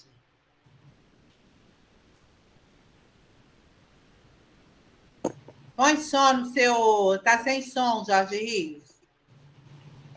Seu microfone está desligado. Jorge Rios está em Búzios, ele pode falar bem sobre o que Pois é, mas ele pode falar se ele ligar o microfone. Senão não vai adiantar. Microfone, Jorge. Liga o microfone, Rios. Continua desligado. Yara, eu vou ter que sair conforme eu te falei, tá? Alcides. Alcides. Então faz a sua pergunta, porque o Rios está lá. Não, eu estou falando, eu quero agradecer, dar os parabéns ao Luiz Edmundo. Eu estou indo para uma reunião do Conselho Editorial. Então volta que a gente vai continuar aqui. Pode ir lá rapidinho e volta. Tá bom, tá? Obrigado. Obrigada pela presença. Parabéns, Luiz Edmundo, obrigado. Legal, bacana. Ele não está conseguindo. Alguém quer fazer uma pergunta enquanto ele tenta ligar o microfone? Tá. Em primeiro lugar, a gente fala que foi muito bom trabalhar em empresa pública, principalmente que eu trabalhei com o Edmundo, lá na CAEMP. Foi uma coisa muito agradável e muito... Ele falou que é ruim trabalhar em empresa pública, mas tem a coisa boa, que é trabalhar com gente boa, gente capacitada e gente concursada. E, às vezes, você não pega isso não pega isso na prática, tá bom? Olha só. Bom, a pergunta é, Edmundo, você acha que, não sei se você acharia, que a despoluição da Baía de Guanabara é muito importante, mas se a verba é limitada, no caso do Estado, não seria melhor atacar primeiro a despoluição do Rio Paraíba do Sul, que é a água que a gente bebe? A Baía de Guanabara é muito importante, mas ninguém bebe. A pergunta é essa. Boa pergunta. E eu acho que o Jorge tem toda a razão. Nós temos uma dependência do Rio Paraíba brutal, né? E essa insegurança hídrica é imensa. Não é só esse problema, inclusive, né? É aquela questão também que a gente deve refletir sobre a nossa dependência da estação de tratamento do Guandu. Quer dizer, é a maior do mundo, mas ser a maior do mundo não é uma coisa necessariamente boa. Ela, no caso, é uma situação que nos deixa numa situação muito precária, porque se houver um problema sério no sistema Guandu, realmente a possibilidade de se resolver em curto prazo é imensa. Agora, inclusive, está havendo uma grande obra no sistema Light que vai diminuir um pouco essa vulnerabilidade. Mas mais importante, realmente, é que se ataque a questão do Rio Paraíba do Sul. Agora, do ponto de vista da Baía de Guanabara, eu vou dizer aqui uma coisa até mais enfática. Eu sou contra todo esse movimento para despoluir a Baía de Guanabara, entendeu? Eu acho que não tem que despoluir a Baía de Guanabara nenhuma. Eu espero que não seja mal entendido. O que eu quero dizer é o seguinte: a Baía de Guanabara poluída é simplesmente um resultado de você não ter saneamento na Baixada. Ela não é a causa, ela é o efeito. Ela é a ponta do iceberg. Então, não adianta, como eu falei, você sair tentando limpar a Baía de Guanabara, tentando limpar o espelho d'água da Baía de Guanabara, entendeu? Eu acho que é até bom que haja poluição na Baía de Guanabara, para que a gente, de certa forma, saiba que tem um problema na Baixada Fluminense. Saiba que tem um problema das estações não funcionarem. Saiba que tem um problema da precariedade das populações mais pobres que não contam com esse sistema.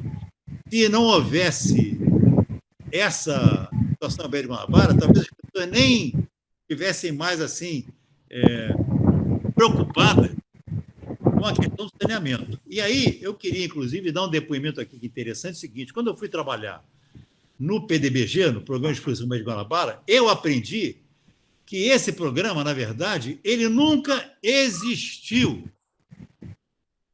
Isso foi um nome de fantasia.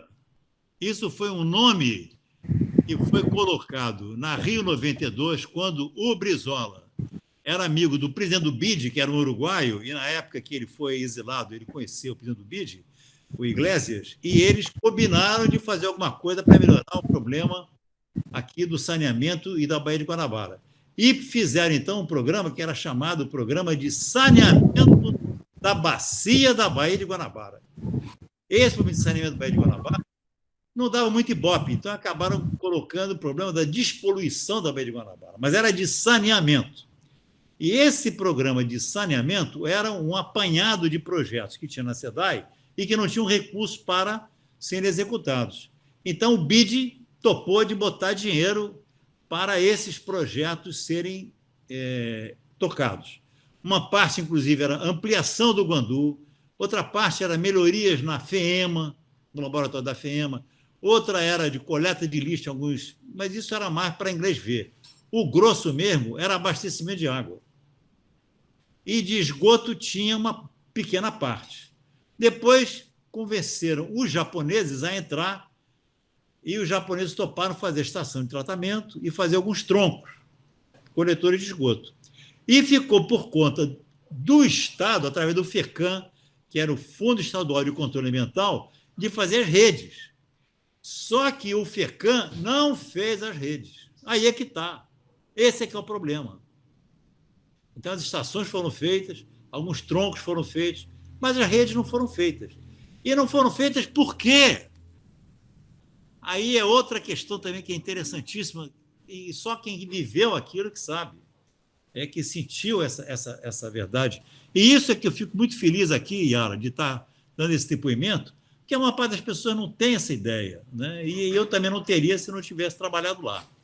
O que aconteceu é que, primeiro, este FECAM, que tinha uma boa quantidade de recursos, ele seria aplicado integralmente para fazer as redes em Nova Iguaçu, em Caxias, São Dimiti, Nilópolis, São Gonçalo, etc. Mas o que aconteceu foi que esse dinheiro foi todo desviado para a Barra da Tijuca. Ele foi para fazer a estação de tratamento da Barra da Tijuca, as redes que possibilitassem dos empreendimentos da Barra, aqueles grandes condomínios, no meu caso do Rio, o Rio, como é que é? Novo Leblon, Nova Ipanema, os grandes shoppings, todos eles eram obrigados a ter sua própria estação. Mas no momento que foi feita a rede, eles fecharam as suas estações. Então, o dinheiro foi desviado para fazer essas redes na Barra da Tijuca, para fazer o emissário da Barra da Tijuca e para fazer a estação de tratamento da Barra da Tijuca. Porque, convenhamos, entre fazer uma rede de esgoto, entendeu? Como eu falei, em Saracuruna, ou colocar o esgoto da Barra da Tijuca, para onde é que você acha que o dinheiro ia? Para onde é que você acha que um jornal como o Globo ia noticiar? Entendeu? Então, acabou que o dinheiro foi para a Barra. E por que foi para a Barra também? Porque, originalmente, a Barra toda ia ser concessionada. Iria existir uma concessão, a SEDAI, quer dizer, no modelo, naquela época, lá do ano 2000, a SEDAI, como agora, nesse novo modelo do BNDES, ele forneceria água em grande quantidade e as empresas concessionárias iam distribuir a água e fazer a rede de esgoto e fazer o emissário.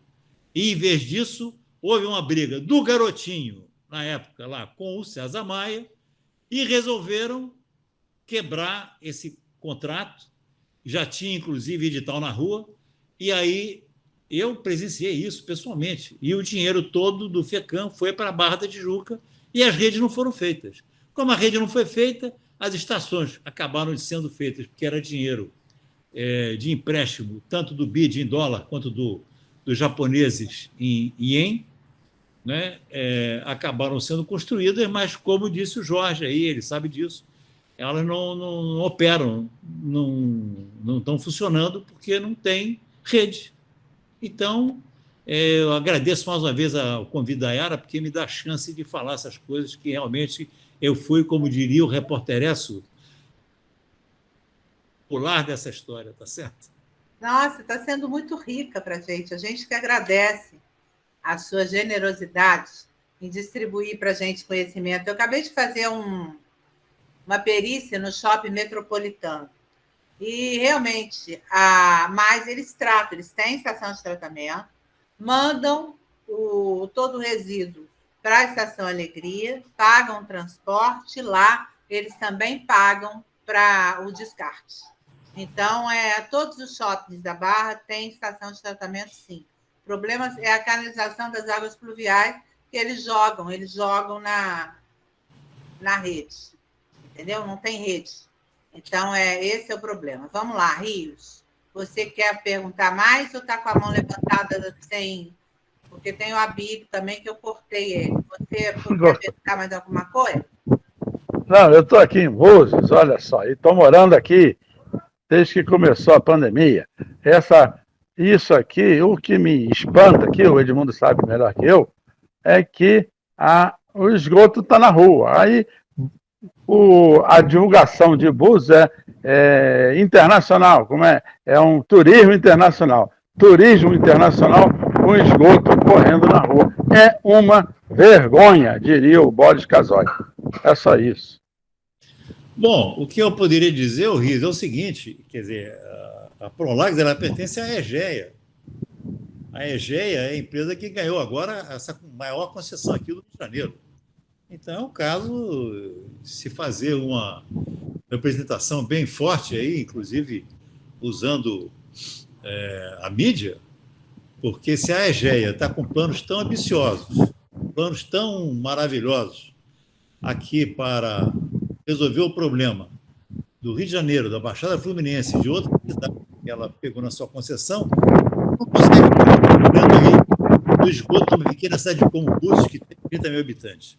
Então, o momento é esse, para você atuar aí, junto aí às autoridades políticas e à mídia, para fazer com que a EGEA cumpra com o seu dever, tá certo? Veio boa ideia? O que você acha?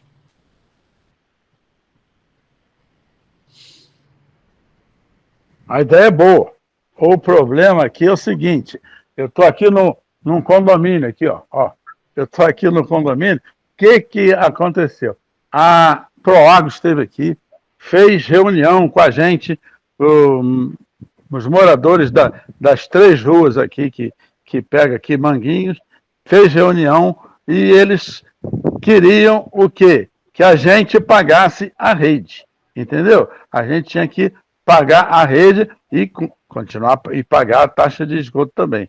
Conclusão, metade quis, a outra metade não quis, e ficou por isso mesmo. Por enquanto não tem rede, por enquanto é fossa para todo mundo, e ninguém tem rede, porque a própria Prolagos, o representante que veio aqui foi da Prolagos, fala que nós teríamos que pagar, nós, os moradores. Metade dos moradores não quis, outra metade quis, tem morador aqui é misturado, né? Tudo junto e misturado. Morador de baixa renda, morador de altíssima renda e morador de média renda, que sou eu. Entendeu?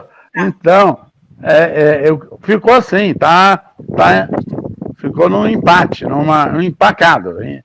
Está empacada a coisa. Pois é, mas eu queria lembrar que agora o novo marco de saneamento, ele obriga que as pessoas liguem o esgoto. Obriga.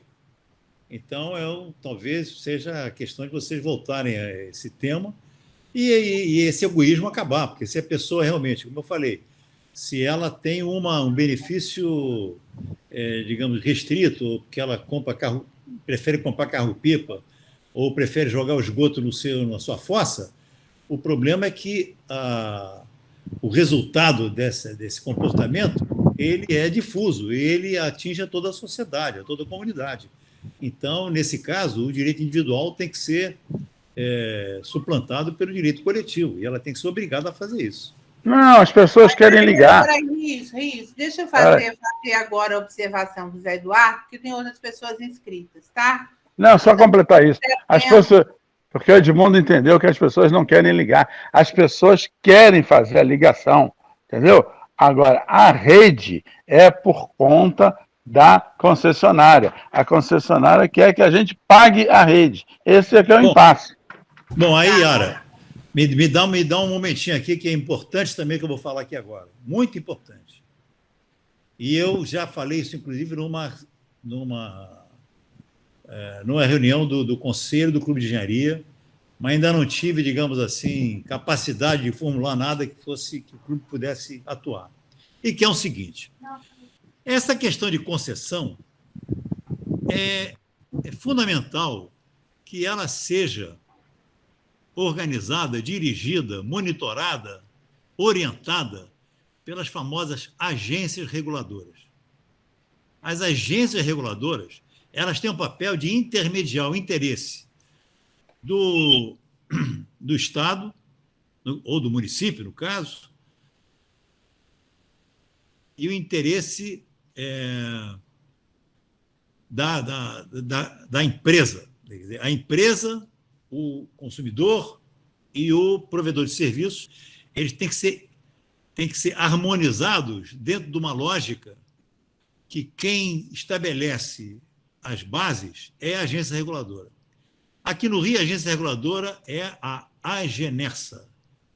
E as empresas, no caso da região dos lagos, a empresa da região dos lagos, a Casa Pro Lagos, e essa empresa agora que vai fazer aqui da região metropolitana do Rio de Janeiro, é a Agenersa. Acontece que a Agenersa, hoje, não tem capacidade de fazer esse trabalho, que é importantíssimo, que é fundamental. A agência reguladora tem que estar bem equipada de técnicos, os técnicos têm que ser uma remuneração compatível com a responsabilidade, e os conselheiros têm que ser pessoas que tenham capacidade, conhecimento, probidade para estabelecer essas regras e para fazer com que elas sejam cumpridas. Bom, como é que é o caso aqui do Rio de Janeiro? A Agenersa tem muito poucos funcionários. Abriu recentemente um concurso onde os salários eram na base de tudo de R$ 1.000 e R$ 2.000. É impossível você contratar qualquer pessoa minimamente competente por um salário desse. E os conselheiros, eu não quero entrar no detalhe de cada um, mas realmente é vergonhoso. É vergonhoso. Um conselheiro é advogado, outros 2 conselheiros são delegados de polícia, um outro conselheiro é especialista em gás, e um outro é um arquiteto que trabalhava em São João de Meriti. Quer dizer, é impossível. Esses são os dirigentes da Agenersa, que vai ter que fazer todo esse trabalho de, digamos, intermediação e de orientação para as concessões. E que certamente problemas vão ocorrer, porque uma concessão ela vai funcionar durante 30 anos, no mínimo, 35 anos. Ao longo desse tempo, problemas vão surgir, dúvidas vão acontecer, o contrato vai ser questionado eventualmente. E quem tem que resolver isso é a agência reguladora. Agora, uma agência onde os 5 dirigentes, nenhum tem experiência na área de saneamento, realmente, o que você pode esperar? E onde o corpo técnico é muito reduzido e de pessoas que também não têm quase nenhuma experiência, é impossível esperar que tenham uma atuação importante. E é por isso, então, que eu volto a dizer aqui o seguinte: nós temos, do ponto de vista, inclusive, de clube de engenharia, é uma ação importante levar esse assunto à sociedade, levar esse assunto à política, levar esse assunto ao governador, aos deputados que nós temos ligação, porque, no fim das contas, esses conselheiros todos, eles dependem, na sua aprovação, de uma sabatina na Assembleia Legislativa. Se alguém tiver, digamos, interesse em descobrir como é que foi feita a sabatina desses candidatos, olha, talvez valha a pena perder algum tempo, porque realmente é uma vergonha. A sabatina, eu assisti a 3 sabatinas, é uma brincadeira. Não se pergunta absolutamente nada que seja relevante e é simplesmente digamos, uma sessão que poderia ser considerada como para inglês ver, como a gente diz geralmente. Então, nessa situação, a gente vai ter problema no futuro e problemas que poderiam, por exemplo, como esse que o Jorge está levantando, podiam ser resolvidos. Levar esse assunto à Genersa, dizendo o seguinte, olha, o nosso condomínio, a empresa está querendo que o condomínio seja responsável pela construção da rede de esgoto. Nós entendemos que não. Então, tem que analisar o contrato, analisar as obrigações dos condôminos e analisar a obrigação da empresa para saber se existem, eventualmente, sanções que possam ser feitas em relação à Genersa para que ela implante a rede. Agora, eu, particularmente, acho que, neste caso, a responsabilidade, eu estou com a Genersa.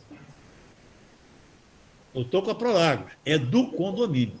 É uma questão interna corporis, digamos assim. Intramuros. Que tendo o condomínio, a responsabilidade do condomínio. E aí o egoísmo das pessoas que moram no condomínio não devia prevalecer o da sociedade. Tá certo? Bom, mas aí é uma questão a analisar, como eu falei, o contrato e analisar as obrigações dos condôminos num condomínio como esse Búzios, que geralmente é de pessoas que têm recursos que podem pagar por isso. Ô, Edmundo, é o seguinte, o condomínio quer fazer, quer ligar, só que são 3 ruas, praticamente, 4 ruas. A Genersa quer que a gente faça a rede toda da rua. Ou a Genersa não, a Prolagos, toda a rede da rua. No condomínio ninguém está se negando a pagar, ninguém está se negando a fazer ligação nenhuma. O problema é a Prolagos não quer fazer a rede. É isso, eu acho que você não entendeu direito. Não, mas o que eu estou dizendo é que não existe não quer, Jorge. Existe contrato. Tem que analisar o contrato hoje da Prolagos para saber até que ponto ele é responsável por fazer a rede e analisar os estatutos do condomínio. Só isso, entendeu? E quem tem que definir isso é a Genersa. Isso é o que eu estou dizendo. E entendi. Se a Genersa não resolver, tem que ir para a justiça. É simples. Agora, eu estou vendo também que as pessoas muitas vezes preferem deixar, como você falou, deixar ao léu, porque não está ninguém sendo diretamente prejudicado. Então, como não está diretamente prejudicado, deixa para lá. É isso. Falou, é simples. Gente, eu caí, já voltei, levantei a mão para poder falar. Já são 18h40. Então, deixa eu só voltar a palavra, Rios, para ver se o Abílio quer fazer mais alguma pergunta, porque eu interrompi ele, eu não tenho experiência nessa live interativa, eu não sei se ele tem alguma coisa a complementar de pergunta. Não, desculpa, eu tive também problema aqui de... então vamos lá, Luiz Edmundo, então vamos fazer o fechamento. Eu queria cumprimentar o Eliezer ali, que está lá do lado de lá da Bahia, está esquecido. Daqui a pouco tem jogo, Eliezer.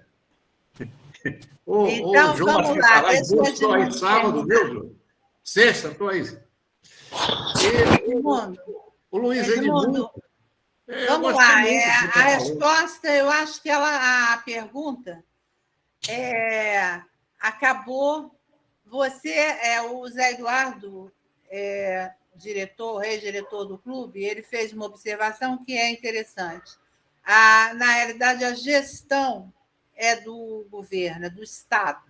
Então, o Estado ou a sociedade que deve ser responsável pelo saneamento básico no Brasil. Não, está perfeito. Perfeito. Não, a gestão é sempre do Estado. Não deixa de ser, nem no caso de uma concessão. Não é o que eu falei. Por exemplo, se privatizar a Vale do Rio Doce, a Companhia Civil Nacional, não. A gestão passa a ser deles, podem, inclusive, falir.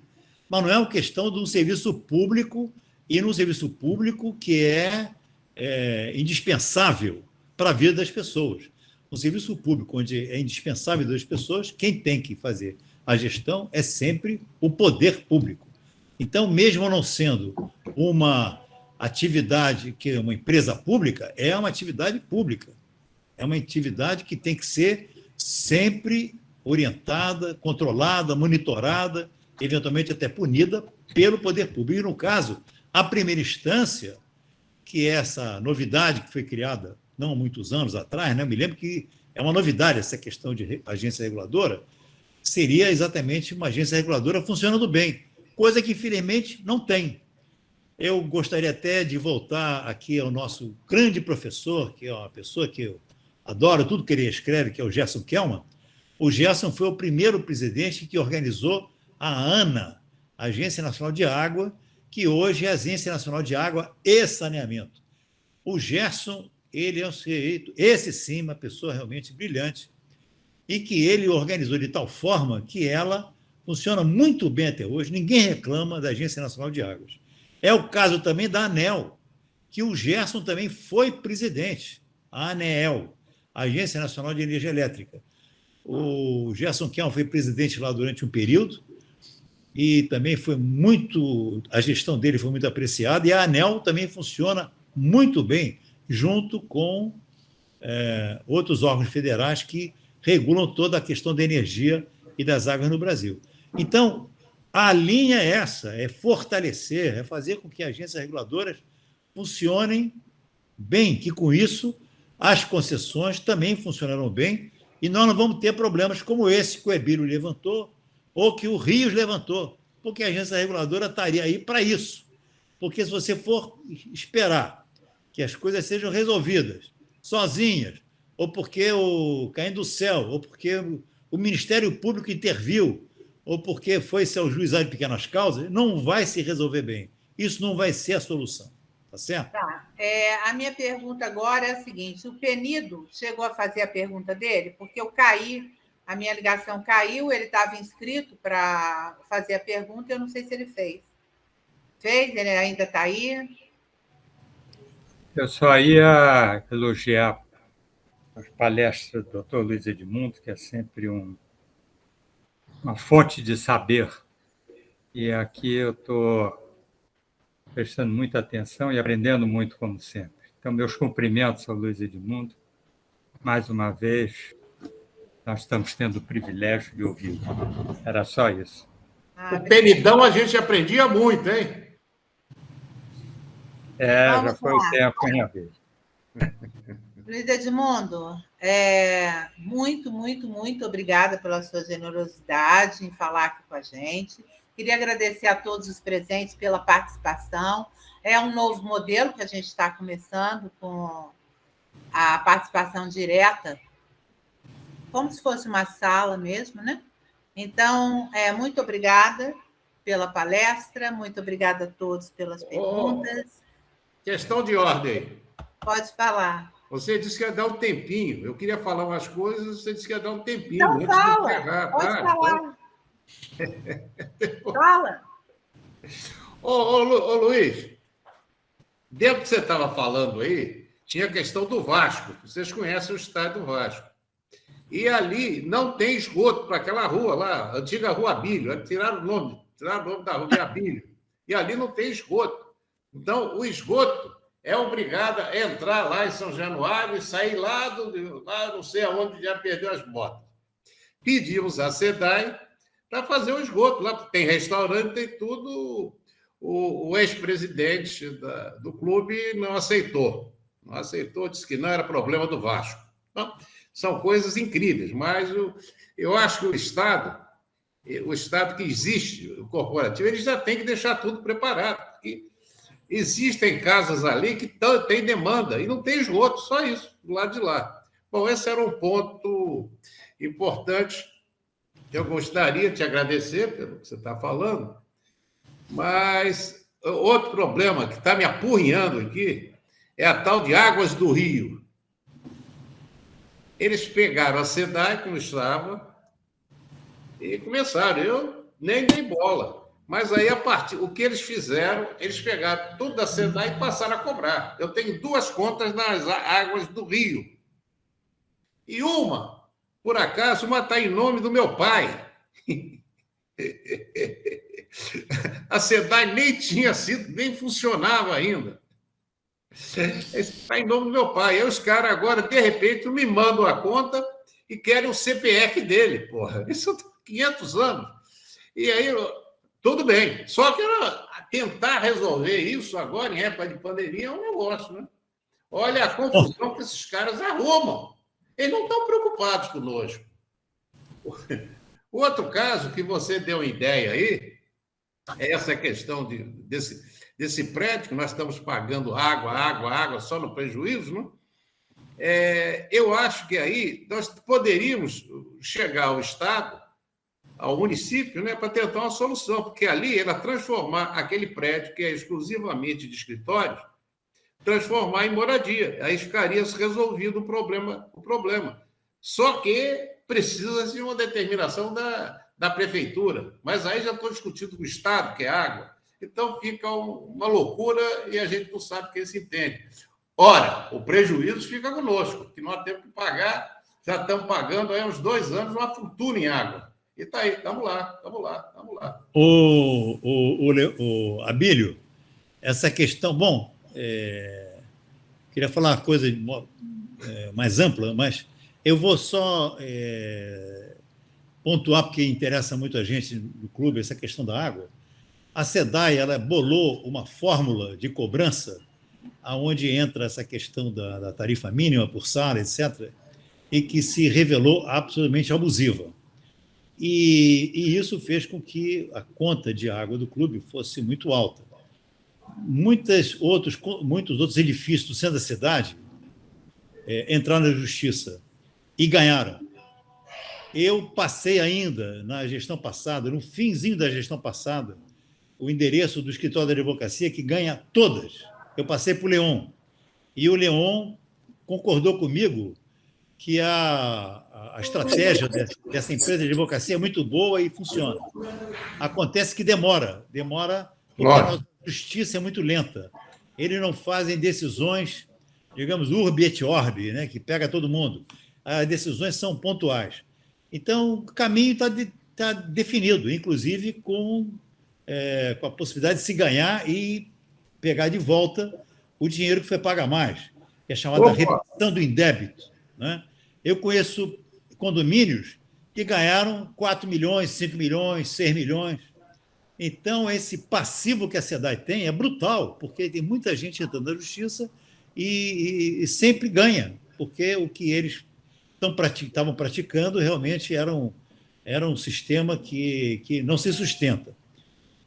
Mas eu não vou entrar em detalhes, mas existe esse caminho, o Leon concordou comigo que funciona e passou para a nova administração, que eu espero que esteja ligada nesse assunto. Quando você tem uma empresa estatal, como é o caso da SEDAI, simplesmente é sempre muito difícil você estabelecer compromisso e exigir que as coisas ocorram. É o caso, por exemplo, quando eu trabalhei em Caxias, eu vi que existia uma opção de compromisso da SEDAI que ela nunca cumpria e ficava por isso mesmo. Numa empresa privada é mais fácil, principalmente se tiver uma agência reguladora em cima, porque tem um contrato, tem multa, entendeu? Tem o INEA. O INEA está aí para isso também. O INEA não multa praticamente a SEDAI, jamais, a não ser que o jornal levante, né, uma questão e aí eles acabam multando alguma coisa simbolicamente. Mas numa empresa privada, não. A empresa privada é multada. E se não pagar, vai para o cabide. Então, uma empresa privada é mais fácil de ser obrigada a trabalhar bem. E a SEDAI, realmente, como empresa pública, sempre teve muita tolerância. Eu cito, por exemplo, 2 questões que eu acho que são, como se diz hoje em dia, icônicas. Uma é a seguinte... aquela elevatória que tem no posto 5, ali em Copacabana. Como é que pode isso? A praia, que é a praia, mais importante do mundo, em qualquer lugar do mundo. Se você falar em praia de Copacabana, as pessoas sabem o que é. Se você for a Nova York, tem uma boate chamada Copacabana. Se for a Havana, tem um clube chamado Copacabana. Entendeu? Copacabana é a praia mais famosa do mundo, eu garanto. Concordo. E tem aquela estação de tratamento de esgoto, aquela elevatória de esgoto, que distribui no entorno assim, um cheiro horroroso, porque pega o esgoto do interceptor ali da Zona Sul para jogar para o emissário lá de Ipanema. É um absurdo. Aquilo não tinha que existir. Aquilo foi uma improvisação que foi feita na época da construção. Essa improvisação está lá até hoje. Como é que pode isso? Mas eu também fico perplexo com a passividade das pessoas que também não reclamam. Como é que pode não reclamar? A outra, onde é que é o metro quadrado mais caro do Rio de Janeiro? É no Leblon, é ou não é? Do Rio de Janeiro, não, do Brasil. E qual é a rua onde esse metro quadrado é mais caro ainda? É na Visconde de Albuquerque. Eu vou passar a palavra. Não é no canal da Visconde de Albuquerque? E na Visconde de Albuquerque é um canal de esgotos. Como é que pode? Entendeu? Nós temos aquele condomínio ali, bilionário. Qualquer casa ali vale no mínimo 20 milhões cada uma. E em frente tem um canal da Visconde de Albuquerque, que é um canal de esgotos. Está lá até hoje. Como é que pode? Me explica. É muita tolerância, digamos, pouca vontade de se revoltar contra uma situação dessa. Eu estou citando dois assuntos bem elitistas. Quer dizer, nem por aí a gente consegue caminhar. Quanto mais, pelo amor de Deus, no esgoto de São João do Meriti, ou de Saracuruna, entendeu? Ou de São Gonçalo. Agora eu vou passar a palavra para o Fernando e depois eu vou encerrar, tá? Fernando. Boa noite a todos. Não, em Copacabana nós reclamamos sim, Luiz Edmundo. Reclamamos, eu fui presidente da associação que posto 5 e 6 de Copacabana, presidente do conselho. Nós estamos sempre reclamando. Agora essa Águas do Rio apareceu aí, deu uma guaribada, uma pintura, botou mais cerquinhas. Caiu de branco. Ali estava virando dormitório de mendigo, entendeu? A gente está sempre brigando e reclamando com aquele negócio ali. Essa informação que você deu é boa, porque aí eu vou colocar na lista, se era provisória, tem que tirar. A gente reclama aquilo ali há mais de 15, 20 anos, não é de hoje, não. A gente aqui em Copacabana não está parado, não. A gente está sempre reclamando daquilo. E eles fizeram uma melhoriazinha agora. E botaram até uns perfuminhos que não prestou, não adiantou nada. Continua fedendo do mesmo jeito. Mas essa informação é boa e a gente vai ver isso aí que você falou. Pode Fernando, deixa eu te explicar. O esgoto ele corre pela gravidade.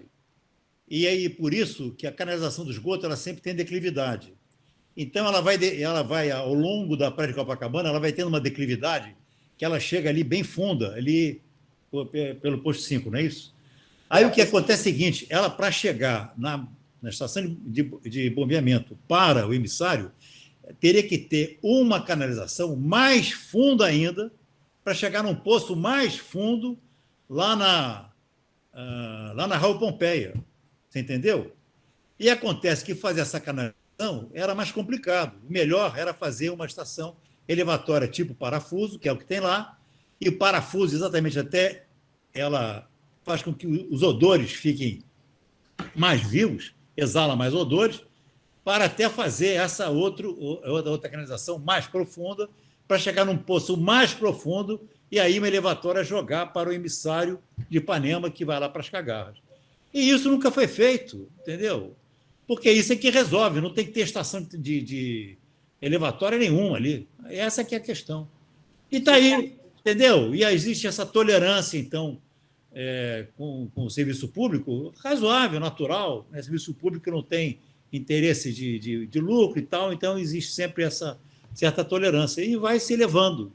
Mas agora, com uma empresa privada, você pode exigir, você pode questionar e pode entrar na justiça. E ela pode ser multada. E se não pagar a multa, vai para o cabide. Então, a hora é essa. Ok, eu vou encerrar aqui, então, dizendo o seguinte, resumindo. Dentre as políticas públicas que o Luiz Edmundo citou, ele deu um exemplo de uma sugestão de que até 15 metros cúbicos por mês de água fosse liberado para a população de baixa renda, tipo o Vale Gás, que está sendo usado hoje. A outra sugestão é que, inclusive, o tratamento o saneamento seja feito da Baixada para cá, e isso geraria, o resultado disso influenciaria muito na poluição da Baía de Guanabara.